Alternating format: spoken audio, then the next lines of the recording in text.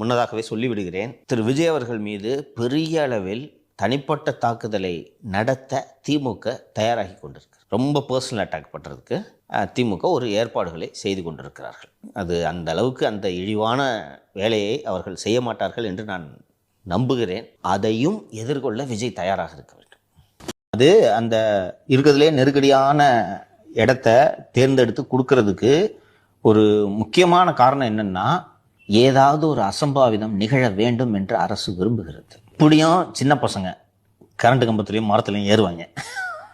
நேத்து சார் அந்த சுவர்ல எல்லாம் ஏறக்கூடாதுன்னு கண்டிஷன் போட்டிருந்தாங்களாம். அதுல ஏறி நாகப்பட்டினத்துல தேவாலயத்துலன்னு சொல்றாங்க. அந்த சுவர் உடைஞ்சு விழுந்துருச்சு சார். அதுக்கு ஒரு வழக்கு போட்டு வச்சிருக்காங்க. எல்லாம் பண்ணுவாங்க. அது போல் ஏதாவது அசம்பாவிதம் நடக்க வேண்டும் என்று இவர்கள் விரும்புகிறார்கள்.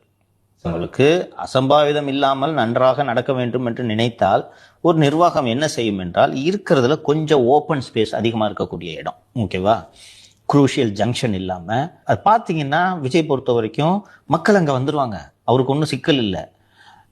ஸோ கொஞ்சம் டிராஃபிக் இல்லாமல் ஒரு அவுட்டரில் ஒரு இடத்த பார்த்துட்டு, சார் இந்த இடத்துல நீங்கள் நின்று பேசிங்கன்னா இங்கே க்ரௌடு பூரா எங்கிட்ட நிற்கும், ஏறுறதுக்கு பக்கத்தில் மரமே இல்லை, கரண்ட் கம்பமும் இல்லை, அது போன்ற இடங்களை தேர்ந்தெடுத்து கொடுக்கலாம். இவங்க தான் 10-15 இடம் கொடுக்குறாங்களே, இவங்க வேணுக்குன்னு இதை பண்ணுறாங்களோ அப்படின்ட்டு தோணுது.